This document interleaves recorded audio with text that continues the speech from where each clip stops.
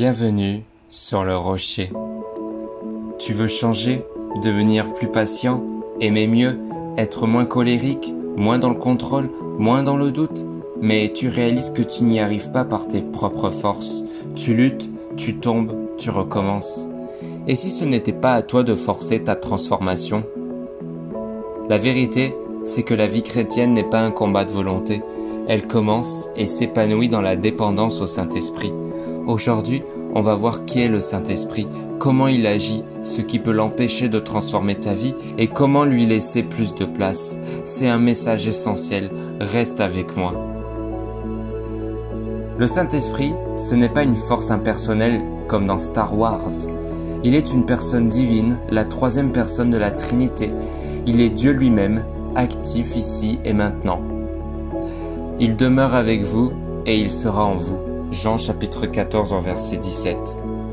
Si tu as accepté Jésus comme Sauveur et Seigneur, le Saint-Esprit habite en toi. Il n'est pas juste à côté de toi, il est en toi pour te consoler, t'enseigner, te corriger et te transformer. Il est celui qui t'éclaire, t'unit au Père, te rend sensible à la vérité et t'équipe pour vivre une vie qui plaît à Dieu. Beaucoup pensent que suivre Jésus, c'est faire de gros efforts pour bien se comporter. Mais Dieu n'a jamais voulu changer ton comportement sans toucher à ton cœur.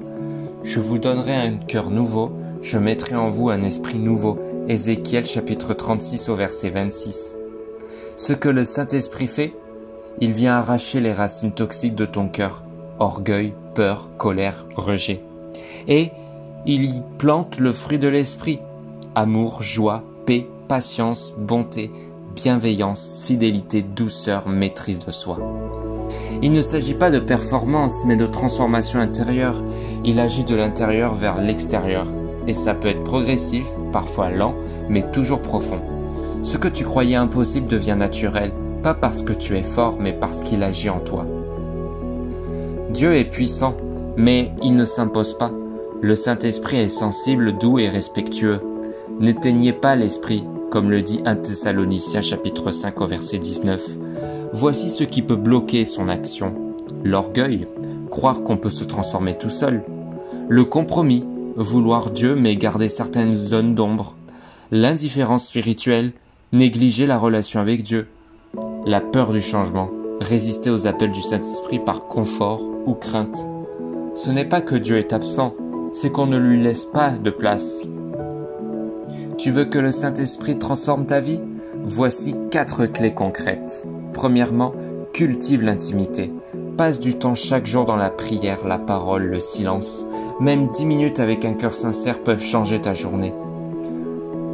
Deuxième clé, écoute ces petits appels. Ils parlent souvent par de petites convictions.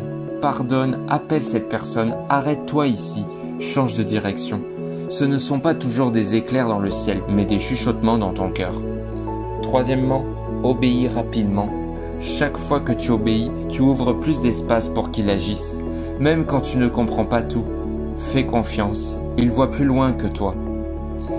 Et quatrièmement, renonce à ton contrôle. Arrête de tout gérer avec ta logique, laisse-le te surprendre, te conduire, t'enseigner. Soyez transformés par le renouvellement de l'intelligence. Romains chapitre 12 au verset 2. C'est un style de vie, une posture de cœur, et jour après jour, tu seras changé à son image.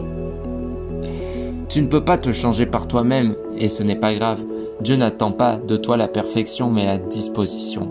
Le Saint-Esprit vient en toi pour t'élever, te purifier, te fortifier et te rendre semblable à Jésus.